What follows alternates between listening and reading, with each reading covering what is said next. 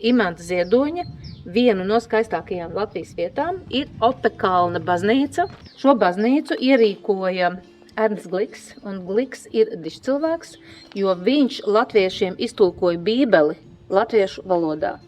Savu vienu tādu dzīves posmu viņš dzīvoja Alūksnē, un mēs aizbrauksim pastīties Glika ozols, kā viņš ir iestādījis Glika ozols, un tad mēs brauksim vēl uz vienu Ziedoņa skaistāko vietu Latvijā caur Cesvainas pili. Cesvainas pils kā tāda zīme, ka Latvijā vispār ir bijušas daudz pilis, un Latvija izstītos ļoti skaisti, ja 1. un 2. pasaules karā nebūtu pils gājušas bojā. Cesvainas pils ir viena no skaistākām Latvijas pilīm, un dienu noslēgsim ar tātad skaistāko vietu Latvijā, tas ir Gaiziņš un Gaiziņa apkārtni. Mēs uzkāpsim augšā un uzņemsim augstāko punktu no Latvijas. Un tad dosimies māju virzienā un paplānosim. Es saliku to plānu tā, ka mēs vēl izbrauktu 2 dienas, tad mēs pabeigtu visu šo tūru, Ziedoņa skaistākās vietas, 10 un dižcilvēki.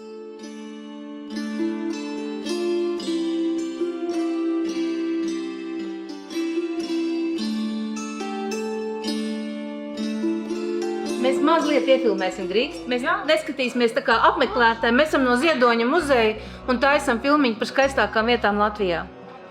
Jā? Es visu zinu. Paldies. Nu, tas, kas man liekas ļoti interesanti, ja, tad viņi ir uztaisījuši tādu tā kā vilcienu. Nāc, un mēs varam apstēsties tā kā gulbenē. Tagad te sākām savu ceļojumu. Jā, kur kā agrāk izskatījās tajā gulbenes stacijā. Un tagad mēs braucam. Pasties, redzi? Ko tur rādīja?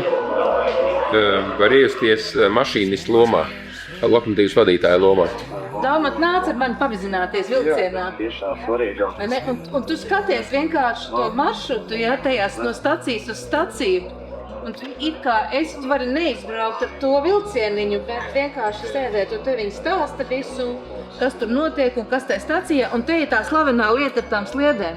Tu vari paskatīties tās izmēra sliedes, kādas ir Eiropas sliedes, kādas ir mūsu sliedes, un kāpēc viņi atšķirās viens no otra. Te ir pilnīga saprašana par sliedēm. Es nevaru nenoskaitīt dzejoli. Es noskaitīšu dzejoli. Iestarpinājums. Manas atmiņas no Viļa Plūdoņa dzejoļa Lazušas dēls. Ripu ripām, ritais rata rats, zūd koki, mājas, sargs ar karodziņu rokās un viss, ko logā rauga acis. Punkts. Tu mīli to, kas ir, es to, kas būs. Un lūk, šī atšķirība, tā atšķir mūs. Bet tas ir ļoti tā kā, par šodienu. Jā, un to es nekad neesmu mācījies. Es lasīju to dzejoli, un tas man vienkārši kaut kā iegūla. Un šī ir tāds brīdis, ka tas ir iedomājies. Jā, man liekas, ka ļoti forša koncepcija. Iedomājies, ka kaut kas šāds būtu Vītola muzejā. Jā. Tik moderns, jauns drabiņi. To var uztaisīt tik moderni, kā šeit. Laimīgu ceļu bānīt! Daumats, iedod mums update-iņu, ko mēs padarījām, tā arī var izstāstīt. Mēs esam brīnišķīgajā Latvijas pilsētā Alūksne. Mēs paēdām fantastiskā bāriņā, kafejnīcā, restorāniņā, tvaiks un ogles. Tā kā katram iesaku. Malēniešu burgers, tas ir uzvarētāja formula. Un tagad mēs esam pirmkārt pie dižozola un otrkārt pie vietas, kurā savu pēdu ir atstājis Gliks. Un Gliks ir atstājis savu pēdu gan kā cilvēks ar saviem domām, vārdiem, darbiem, gan arī viņš ir uzdāvinājis pasaulē un Krievijai Katrīnu I. Ja Latvijas dižcilvēkiem ir pieskaitām arī daži ļoti izcili cilvēki, kuri ir bijuši nelatvieši. Un es minēšu 2. Viens ir vecais Stenders, un otrs ir Ernests Gliks. Viņi ārkārtīgi cīnījās par latviešiem. Šeit mēs stāvam pie Glika ozoliem, ko mācītājs ir pats iestādījis savām rokām. Līdz ar to mēs varam pieskarties Ernestam Glikam. Tad, kad viņš ieradās pēc studijām Vācijā šeit Latvijā, viņš uzreiz iemācījās latviešu valodu, un viņam bija aicinājums iztulkot Bībeli latviešu valodā. Šis tulkojums latviešu valodā ir iedevis latviešiem ļoti, ļoti daudz. Tieši no tādas gara perspektīvas bija iespējams lasīt Bībeli latviski. Un viņa dzīvē arī ir tādi vairāki vēsturiski notikumi, kuri, manuprāt, ir ļoti svarīgi zināt katram latvietim. Tātad viņa audžumeita bija Marta, kura vēlāk kļuva par ķēzarieni Katrīnu I. Un tajā brīdī, kad cariskās Krievijas karaspēks ielēca Alūksni, viņa aizveda arī Gliku uz Maskavu, un Glika kungs ir radījis vienu no pirmajām Maskavas ģimnāzijām. Mēs visi 4 esam atvēruši dižozolu Glika vārdā nosaukumu.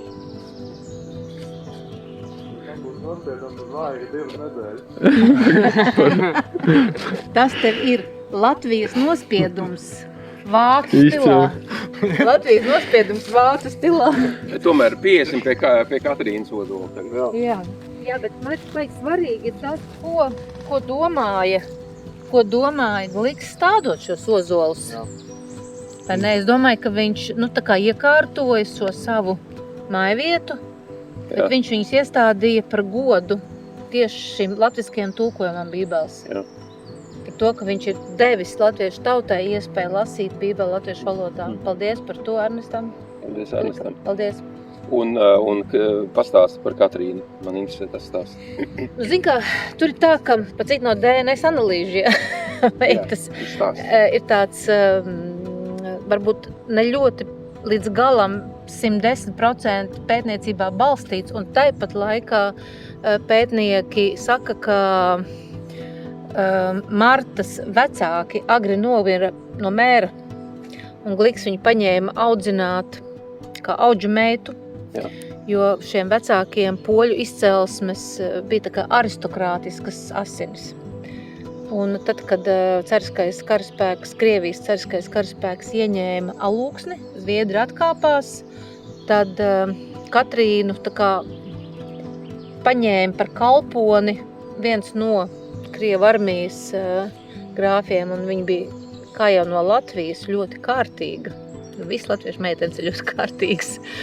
Viņa uzkalpojās un satika Pēteru I un kopā cēla Sanktpēterburgu. Un vēlāk nesoties, un varbūt tas arī viņai palīdzēja šīs aristokrātiskās saknes, kad Pēters I viņu kronēja par carieni Katrīnu I. Jā, šis ir mūsu stāsts.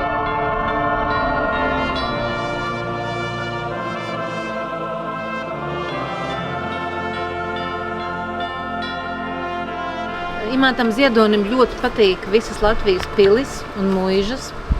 Un viņš bija kaislīgs piļu un muižu apceļotājs.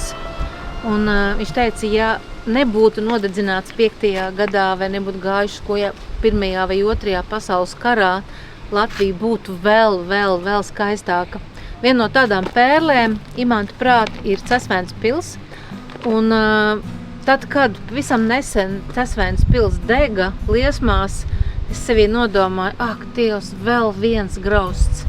Un tas, kas ir noticis patiešām labi, Cesvēns pils ir atjaunot, un tā ir viena no skaistākajām Latvijas pilīm. Kāds mana zeķes lāpā, kāds mīļi saka.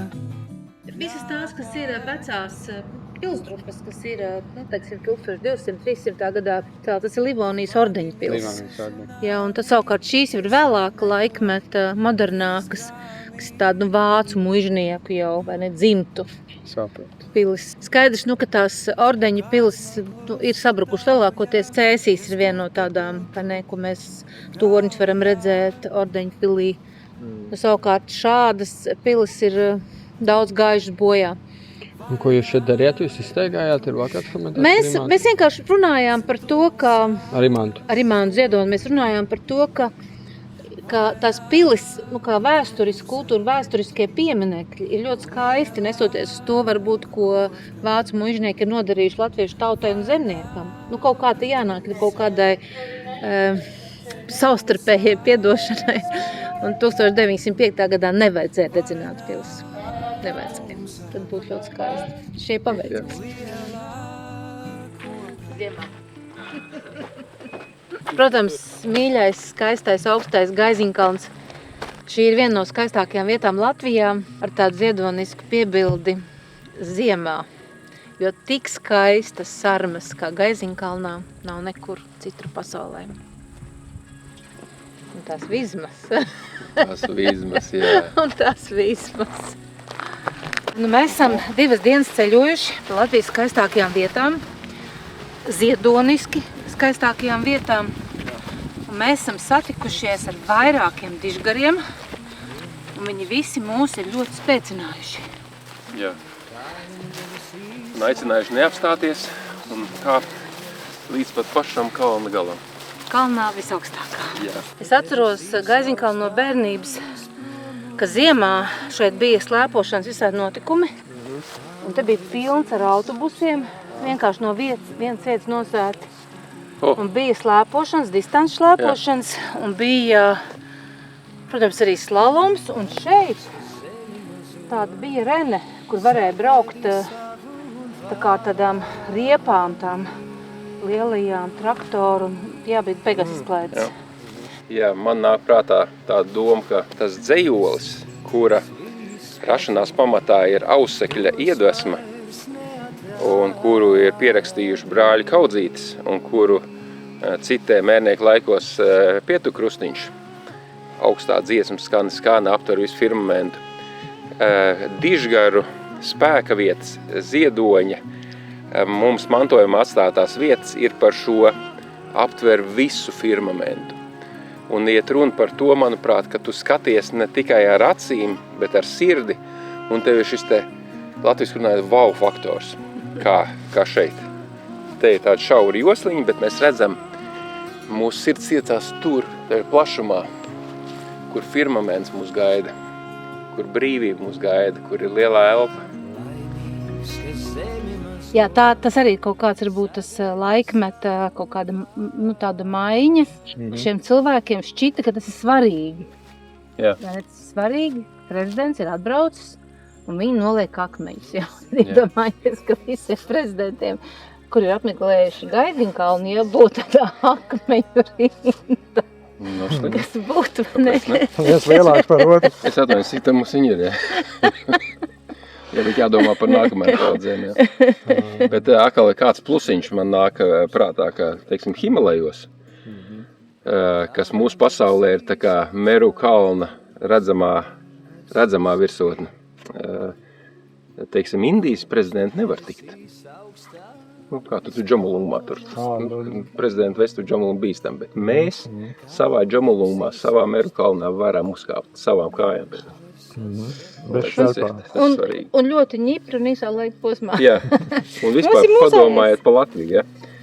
Latvijas izmērs ir aptverams, mēs gan viens otru visi pazīstam, mūs nav pārāk maz, kad, kā ir valstiņas, kas, teiksim, ir maziņas, ja? Nu, jā. Pavisam, un mūs nav pārāk daudz, mums ir viss. Monomēģī taču ir grūtāk uzkāpt. Nu, mēs esam šeit, jo mēs esam ziedoņi iedvesmoti. Saprotamā un nesaprotamā veidā. Pastāsti, ko tu vēlētos mums pateikt par ziedoni? Kāda ir tava tāda siltāka atmiņa? Lai iesildītos, kā tu satiki ziedoni? Kā tas notika? Kā bija tā lielā satikšanās? Ir lielā satikšanās un mazā satikšanās, un es sākšu ar mazo. Jā. Kaut kā visi notikumi savijās tādā vienotā virpulī.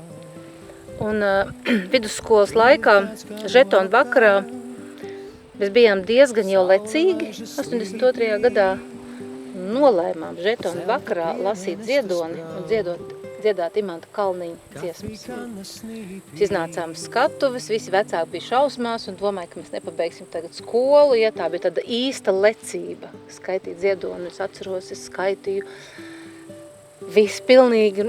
Tā bija tāda mīlestība, vidusskolnieces mīlestība uz ziedoņu dzeju un Imantu Kalniņu un dziesmu, ar ko tu sācies. Un tur pilnīgi līdz asarām tas viss notika. Un tā es kaut kā visu laiku tā kā dzīvoju to ziedonu atmiņām par šo žetonu vakaru skaisto. Un jau tādā 2004. gadā, kad jau bija iegājusi biznesā līdz acīm, es beigi noguru. Es nogurstu tā, ka es domāju, es vairs šito negribu. 24/7, un es ļoti lūdzu biznesa partneriem vienu lietu tikai. Man uz dzimšanas dienu mēnesi brīva laika un ziedoņu kopotos rakstus. Viņi bija vēlīgi, un manā dzimšanas dienā 10. martā pat lasot ziedoni, sadāvināja man šos kopotos rakstus. Un es vienkārši mājās, tad cik viņi tur 12, 14, jā. Un es vienkārši mājās mēnesi lasīju. Es negāju uz darbus, vienkārši lasīju un biju laimīga un atcerējos arī visus tos dzejojus, kas tur bija vidusskolā un tā. Un tad jau tā kā pienāk tas aprīlis un uz to darbu ir jāiet. Un es sapcējusies cauri vērmaņu dārzu tāda visa, un pēkšņi tas ziedonis nāk pretī. Saprotu, man tā sajūta ir tāda, ka es taču tikko, es varu skaitīt no galvas viņam dažus dzejoļus un man tik daudz ko. Un tas droši vien tas pārsteigums un smaids sejā, un es tādu labdien, ziedoņa kungs. Un viņš tā apstājās, tā noskanēja mani un teica, varbūt mēs varētu iet iedzert kādu kafiju. Tā vienkārši. Kā teorija. Un labi, tas jādara, tur vēl kaut kas, es atlieku. Ejam, divi. Mēs apsēžamies kafejnīcā, mēs pasūtām kafiju, viņam ļoti garšo balzāms, mazu 025, tādu pilīti. Viņš man sāk izprasīt, ko es daru, un kāpēc es tik priecīgi, un es viņam izstāstīju, kas es tikko izlasīju, mēs tur kaut ko sākam runāt, un par to žetonu vakaras izstāstu. Viņš man saka, ko es daru, un es saku, es esmu biznesā, un viņš saka, piepildu vienu manu vēlēšanos. Es domāju, tā, kas tagad te būs?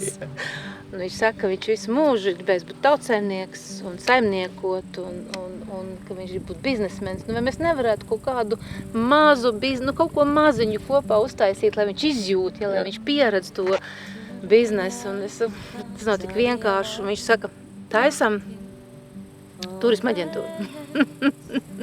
Es tev parādīšu 10 skaistākās Latvijas vietas, un tad mēs uztaisīsim produktu, meņu turisma, un pārdosim uz ārzemēm, un lai te visi ārzemnieki brauc un skatās mūsu skaisto Latviju, un būs beigais mārketings. Un viņš tā stāsta, ka tu vienkārši nevari. Muižas nopirksim, un tur būs viesnīcas, un viesnīcas sauksies skaisti. Un tur būs viss tik skaisti, un visu viņš to uzbur viss tādā stāstā. Es tā pēc domāju, apbraukāt ar ziedoni, visu Latviju, apstīties 10 skaistākās vietas, mašīna man ir, vai ne, kāpēc ne? Jā. Un mēs sākām braukt, dažreiz ar Imanu, dažreiz ar Ausmu, dažreiz ar manu vīru. Atsakot, jo mēs nebraucām tā kā mēs tagad braucam, vienkārši dragājam pa visu. Mēs izdomājām kaut kādu vienu vietu, un tad aizbraucām. Finālā, kas notika, mēs nodibinājām turismu kompāniju Your Run. Tas viss balstījās uz tādu sijā skaisti. Un viņam bija vizītkarte, sijā skaisti, tur tādi ābeļziedi tādi un apakšā Imants Ziedonis partners, ja. Un viņš visiem dalīja, tās vizītkartes. Un es viņu redzēju tik laimīgu, ja. Viņam pat tā nevajag, vai ne, tur, kad, biznesmeņiem tā peļņa, vai ne, viņš ir iekāpis un kā viņš ņemās, un tur ir tā turisma aģentūra, un tur viss notiek, un tur meitenes, un viņš atnāk un runājās, un tad... Un sapirkām tur kaut kādas muišas un sākām tur kaut kādas projekts taisīt. Un Imants saslimta. Viņš saslimta tā, ka pavisam bija slikti no sākuma. Un pie reizes vēl, lai viss būtu pavisam skaisti, iestājās tā krīze trakā, 8. gada. Bet sagot, viss tur sabruka. Tā turisma aģentūra knapi izdzīvoja. Kas ir interesanti, ka viņi strādā vēl šodien. Nomainījušies īpašnieki, bet tad viņi darbojas vēl joprojām un forši meitenes strādā un darbojās. Un tā ideja par tām 10 vietām un to tā kā aicināt.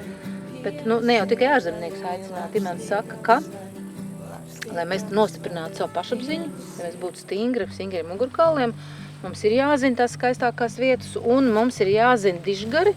Ir kaut kāds sakņu kultūras minimums vispār, kas ir katram inteliģentam cilvēkam jāzina nešaubīgi.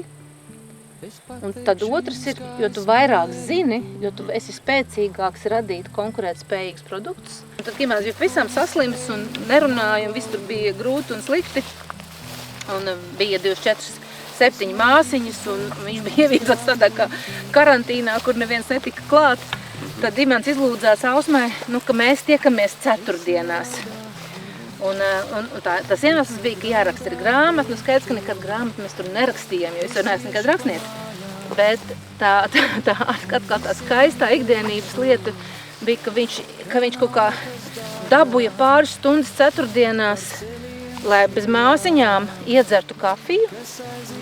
Un tas lielais prieks bija, ka man rokas somiņā bija mazā pudelīte, balzām pudelīte, kuru mēs pa klusām izdzērām. Es jau nedzēru, Imants dzēra viņš jau ne. Un tad uz to brīdi viņš ir laimīgs, vai ne? Viņš saka, šis laiks ir mans, vai ne? Es esmu kā cilvēks, ka es varu runāt un iedzert kafiju un balzām, un neviens man to neaizliedz. Un, kaut kāds tāds, tā ir tāda vienkārša cilvēka laime blakus tam ģēnijam, kurš visu laiku rada. Un pēdējos gados jau, kad Imants, viņš kaut ko stāsties, tur kaut ko pierakstīja, un tagad lēnā vēl klārā mēģina saprast, ko no tā te par kaut ko, vai kaut kas ir vērtīgs, vai nav kaut kas vērtīgs. Un tā viņš teica, ka viņam ir pienācis laiks, ka viņam vairs nav pienākums rakstīt dzejoļus, ka tie dzejoļi viņam nāk, un ka viņš ir vienkārši viens pats viņus baudīt.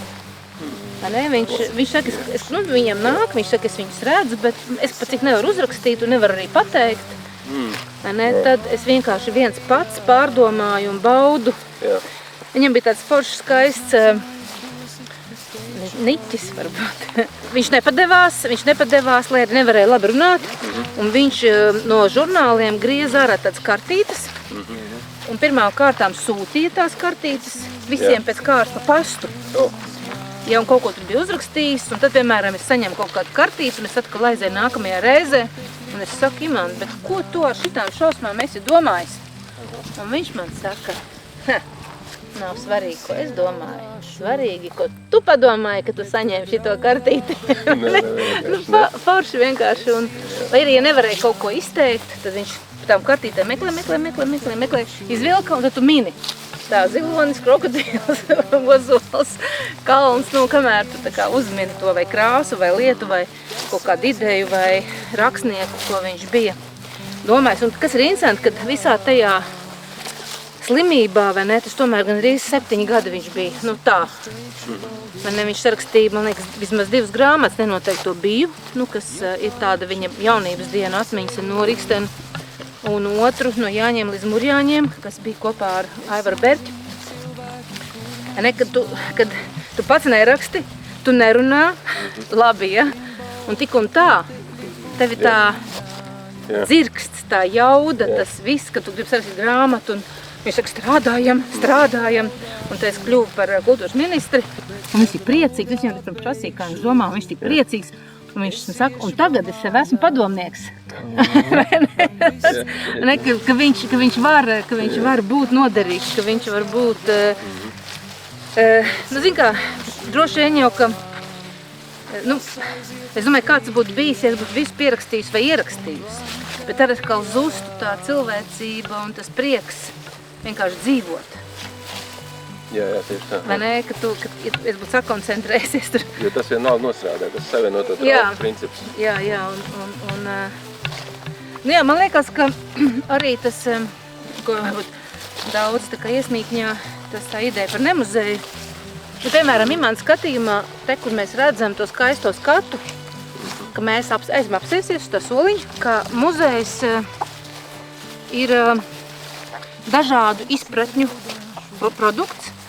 Un skaidrs, ka mūsdienās var šķist, ka muzejs ir krājums, tur mantas un pētījumi un viss kaut kas šis. Bet Imants uz muzeju skatījās kā uz tādu platonisku lietu. Jā. Un platoniski muzejs ir mūzu māja. Jā. Tā tad vieta, kurā sanāk mūzas un kaut ko rada. Tas ir tas, ko mēs šodien braucām, bijām pie Jāzepa Vītola, vai pie Ziedoņa, vai pie Dārziņa, vai pie Kaudzītēm. Iedomājies, ka Kaudzīšu mājā vienā istabā būtu dizaina laboratorijas, kurā jaunieši vienkārši iet iekšā, nezinu, tur intelektā vai kaut kur un skatītos, kas ir jaunākais pasaulē. Tas tik vienkārši šodien, tie ir 2 datori. Un teiktu, hei, pasaulē šodien ir tas un kā mēs viņu varam pielāgot Latvijai. ziedoņa izpratnē tas ir muzejs. Muzejons kā mūsu māja, kur radīt kaut ko jaunu. Katrā no vietām, kurās mēs bijām, notika kaut kāda mistika, kaut kādas brīnums, un mums bija tādi iedvesmas brīži, kuros prieks un laimes sita no sirds un no acīm ārā, un mēs bijām tādā sapratnē, ka notiek kaut kas netverams un vārdos neaprakstāms. Tāpēc katru noteikti aicinām apmeklēt šīs ziedoņa spēka vietas. Man personīgi vislielāko iespaidu atstāja saruna piramīdā iekšienē nakts vidū ar gongiem un ar muzicēšanu. Es domāju, ka tas mūs visus, kas tur bija, pilnībā pārkodēja. Tā kā katrā ziņā tuvākajā laikā šeit Latvijā radīsies kaut kas īpašs, vismaz Platona akadēmijas līmenī, es tā domāju. Platona akadēmija, Platona mūzu mājas līmenī. Platona mūzu mājas līmenī.